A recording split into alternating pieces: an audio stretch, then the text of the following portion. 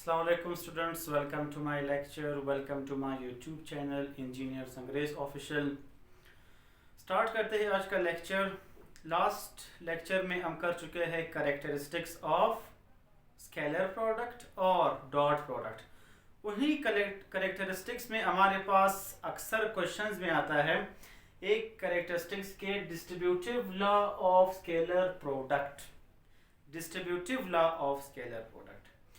दूसरा ये आ सकता है क्वेश्चन में, अक्सर बजाय ये टॉपिक के अक्सर बोर्ड एग्जाम में सिर्फ और सिर्फ ये क्वेश्चन आ सकता है या फिर और ये आता है प्रूफ दिस, ये इक्वेशन आता है प्रूफ दिस। अक्सर क्वेश्चन स्टूडेंट्स कंफ्यूज हो जाते हैं कि ये फिर कहाँ से आ गया, हमने फिजिक्स पढ़ा था और ये प्रूफ आ गया, ये तो मैथमेटिक्स है, डिस्ट्रीब्यूटिव लॉ मैथमेटिक्स में है, यहाँ से कैसा है। ये बेसिकली वही स्टेटमेंट है, एक कैरेक्टरिस्टिक्स है स्केलर प्रोडक्ट का कि distributive law of scalar product, लेकिन उस चीज को नहीं लिखा है और इसके बजाय सिंपल ये प्रूफ आया है कि प्रूफ दिस। तो प्रूफ दिस और ये स्टेटमेंट, ये टॉपिक जो भी इन दोनों में से आए होगा एक ही चीज, तो इसे आपने कंफ्यूज नहीं होना। या तो आएगा डिस्ट्रीब्यूटिव लॉ ऑफ स्केलर या डॉट प्रोडक्ट क्वेश्चन, या फिर सिंपल ये आ सकता है कि प्रूफ दिस। तो ये बेसिकली खुद ही डिस्ट्रीब्यूटिव लॉ, इसी को ही हम कहते हैं। तो चूंकि हमारे पास टॉपिक ही स्केलर प्रोडक्ट का चल रहा है तो उसको देखकर ही हम कहेंगे। अब यहाँ पर देख ले, ये प्रूफ करना है हमने, या इसको कहते हैं डिस्ट्रीब्यूटिव लॉ। प्रूफ इस तरह करेंगे कि इसका सबसे इजी मेथड ये है, जो हमारे पास resolution of a vector rectangular components जो हम प्रीवियस में कर चुके हैं लेक्चर्स में, वही चीज यहाँ पर यूज होगा। अब यहाँ पर आप एक चीज नोट कर रहे हो कि कितने वेक्टर्स यूज हो रहे हैं, A B C, 3 vectors use हो रहे हैं ए बी सी। तो हमें अगर बाय डायग्राम ड्रॉ करना होगा तो 3 वेक्टर्स ही होंगे।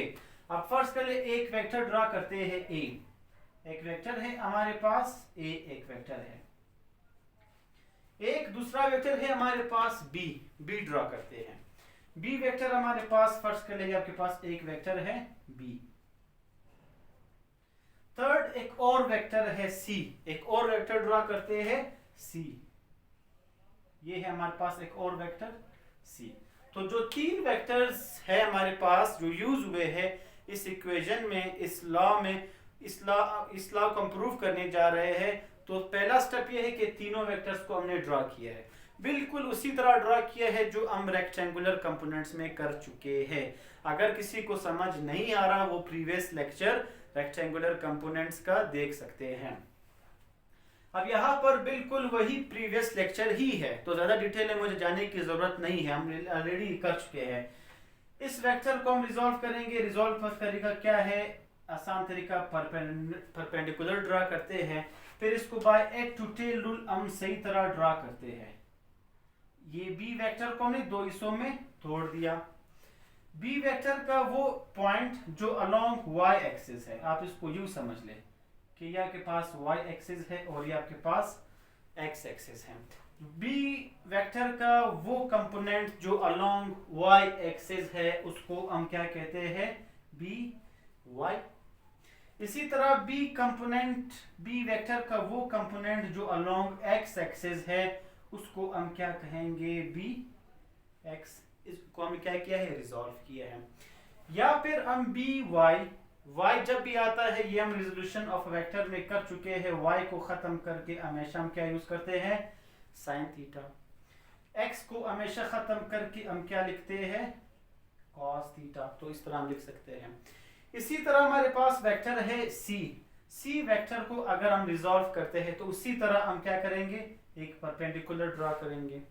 परपेंडिकुलर ड्रॉ करने के बाद बिल्कुल ये डायग्राम रिजोल्यूशन ऑफ वेक्टर जब हमने रिजॉल्व किए थे रेक्टेंगुलर कंपोनेंट्स को, उसी तरह ये टर्म है, इसको हम इमेजिन करते हैं या हम ये लाइन ड्रॉ करते हैं। वैसे भी अलोंग क्या है, ये एक्स एक्सिस ही है हमारे पास इस ट्राइंगल को कंप्लीट करने के लिए।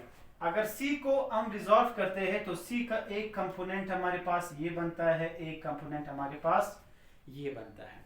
C वेक्टर का वो कंपोनेंट जो अलोंग y एक्सिस है वो हमारे पास क्या होगा, cy। We have done it already. C का वो कंपोनेंट जो अलोंग एक्स एक्सिस है वो हमारे पास क्या है, सी एक्स, ये हम कर चुके हैं। इसी तरह सी वाई, वाई को जब भी हम खत्म करते हैं हम क्या लगाते हैं, साइन थीटा। एक्स हम जब भी खत्म करते हैं हम क्या लगाते हैं, कॉस थीटा। इसको हमने रिजॉल्व कर लिया। यहाँ तक हम कर चुके हैं स्केल रेक्टेंगुलर कंपोनेंट्स में भी। सिर्फ फर्क ये है वहां पे हमने वेक्टर F1 F2 यूज किया है, यहाँ पर हमने ABC यूज किया है, तो इससे कोई फर्क नहीं पड़ता। B भी रिजॉल्व हो गया, C भी रिजॉल्व हो गया। इसके बाद हम क्या करते हैं, रेक्टेंगुलर कंपोनेंट्स में हम कर चुके हैं कि ये जो दो वेक्टर्स हैं इसको हम मजीद रिजॉल्व करते हैं। मजीद किस तरह रिजॉल्व करते हैं, by head to tail rule. Head to tail rule का ये मतलब है कि इन दो वेक्टर्स को हमने ऐड करना है। ऐड करने का मेथड हमारे पास क्या था, ये फर्स्ट वेक्टर है और ये सी लास्ट वेक्टर है। फर्स्ट वेक्टर का टेल के साथ टेल, लास्ट वेक्टर का जो ऐड है उसके ऐड के साथ ऐड को हमने मिलाना है। इसको जब हम मिलाएंगे ये हमारे पास बनता है आर। आर को हम क्या कहते हैं, रिजल्टेंट वेक्टर। इन दो वेक्टर्स को हमने ऐड किया एक खास सिंगल वेक्टर से, which is called a resultant vector. इस रिजल्टेंट वेक्टर को फिर हमने रिजॉल्व करना है, जो हम ऑलरेडी कर चुके हैं रेक्टेंगुलर कंपोनेंट्स में। मैं बार बार रिपीट कर रहा हूं। इस आर को जब हम रिजॉल्व करते हैं, किस तरह रिजॉल्व करते हैं, बिल्कुल सेम उसी तरह हम इसको भी इसके साथ भी एक परपेंडिकुलर ड्रॉ करते हैं। ये हमारे पास आर का, इस आर को हमने दो हिस्सों में ब्रेक किया, एक कंपोनेंट ये बना, एक कंपोनेंट ये बना। आर का वो कंपोनेंट जो अलोंग एक्स एक्सिस है, ये कंपोनेंट, ये हमारे पास क्या होता है, आर एक्स। आर का वो कंपोनेंट जो अलोंग वाई एक्सिस होता है, it is called R y. या फिर x को हम जब भी खत्म करते हैं हम क्या यूज करते हैं, आर कॉस थीटा। y को जब भी हम खत्म करते हैं हम क्या लगाते हैं, आर साइन थीटा। इस यहां तक हम ऑलरेडी कर चुके हैं रेक्टेंगुलर कंपोनेंट्स के टॉपिक में। मजीद इसको प्रूफ करने के लिए हमने क्या करना होगा, पहला स्टेप ये देख ले, b प्लस सी। b और c को जब हमने ऐड किया हमें क्या मिला, r मिला। तो एक स्टेप हमारे पास ये है कि जब हमने b वेक्टर और c वेक्टर को ऐड किया हमें क्या मिला, r मिला। अब r क्या है, r रिजल्टेंट वेक्टर क्या है, जो भी आपके लिए इजी हो। इसके बाद आप देख ले, हम पढ़ रहे हैं scalar product, dot product. Scalar और डॉट प्रोडक्ट की टॉपिक, प्रीवियस टॉपिक आप देख सकते हैं। हमने क्या प्रूफ किया, a dot b is equal to ab cos theta. हमने वहां पे cos थीटा यूज किया, क्यों, क्योंकि हमने x कंपोनेंट यूज किया है। x कंपोनेंट ही हम लेते हैं स्केलर प्रोडक्ट में। तो उस x कंपोनेंट जब चूंकि हम स्केलर प्रोडक्ट में लेते हैं, इसलिए इस टर्म को भी हम in terms of scalar product जो लिखेंगे तो हम इनके साथ कौन से कंपोनेंट यूज करेंगे, इसको हम in terms of x component ही लिखेंगे, क्योंकि स्केलर प्रोडक्ट में हम लेते हैं x कंपोनेंट। ये आप लास्ट लेक्चर में देख सकते हैं, हमने प्रूफ कर चुके हैं। इसके बाद हम क्या कर सकते हैं, इस टर्म में हम सिंपल एक ही स्टेप है कि मल्टीप्लाइंग बाय a, कि हम इस इक्वेशन को a से मल्टीप्लाई करेंगे। a से किस तरह मल्टीप्लाई करेंगे, अब ये आपके पास एक इक्वेशन है, इस पूरे इक्वेशन को हम a से मल्टीप्लाई करेंगे। a से हम किस तरह मल्टीप्लाई करेंगे, आप देख सकते हैं, ये वेक्टर है, यहां से मैं स्टार्ट से लिखता हूं, rx is equal to bx plus cx। इन पूरे टर्म को a से मल्टीप्लाई करना है, तो ये हुआ a, इसके साथ भी मल्टीप्लाई किया, इसके साथ भी हमने मल्टीप्लाई किया, इसके साथ भी हमने मल्टीप्लाई किया। नेक्स्ट स्टेप, जब भी r x x x, जब भी x आता है हम क्या यूज करते हैं, cos थीटा। तो इसको हम in terms of cos theta जब भी लिखेंगे तो हम x को खत्म करके cos थीटा लिखेंगे। यहाँ पर देखिए a b, x को खत्म करके हम क्या लिखेंगे, cos थीटा। x को खत्म करके हम क्या लिखेंगे, cos थीटा। यहाँ तक हो चुका है। स्केलर प्रोडक्ट में हम ये कर चुके हैं कि a dot B is equal to A B cos theta, कि अगर हम ए बी कॉस थीटा लिखते हैं तो वो a डॉट बी के इक्वल ही होता है। ये हम स्केलर प्रोडक्ट में कर चुके हैं।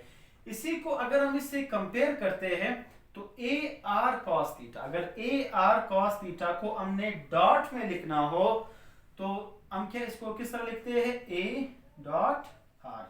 अगर ए डॉट आर को आप ओपन कर लो विद फार्मूला तो वापस आप क्या लिख सकते हो, ए आर कॉस थीटा।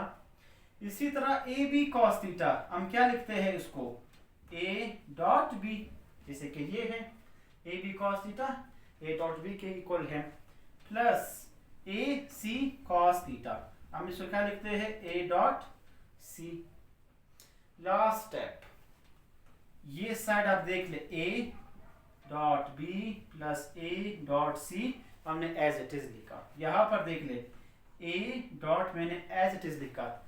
इस आर की जगह क्या हम ये पुट कर सकते हैं, क्योंकि हमने स्टार्ट में ही कहा कि आर किस चीज के इक्वल है, बी प्लस सी। तो यहाँ पर आर की जगह हम ये वैल्यू पुट करते हैं, क्योंकि आर इसके इक्वल है, तो आर की जगह हम क्या पुट करते हैं, बी प्लस सी। अब इस इक्वेशन को आप देख ले और इस इक्वेशन को आप देख ले, सेम वही चीज ही हम प्रूव कर चुके हैं। तो इसको हम कहते हैं डिस्ट्रीब्यूटिव लॉ ऑफ स्केलर या डॉट प्रोडक्ट। ये हमारे पास आंसर है। अगर आप इसको इन टर्म्स ऑफ वेक्टर लिखेंगे जैसे मैंने यहाँ पर शो किया है, तो आप सिंपल क्या लगाएंगे, इनके ऊपर एरो ही यूज करेंगे।